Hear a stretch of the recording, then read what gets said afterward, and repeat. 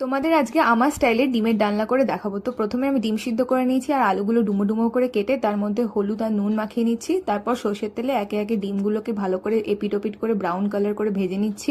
তারপরে আলুগুলো আমি ছেড়ে দেবো। আলুগুলোকে কিন্তু লো ফ্লেমে ঢাকা দিয়ে দিয়ে ভাজতে হবে যাতে ভেতরটা আটকাচা না থেকে যায়।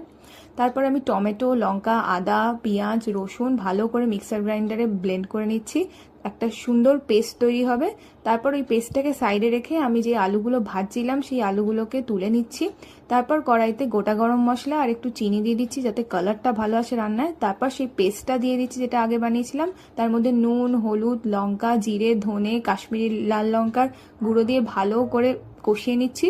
তারপরে জল দিয়ে দিয়ে পরিমাণ মতো টাইম টু টাইম একটু কষাতে হবে যাতে মশলাগুলো সেদ্ধ হয়।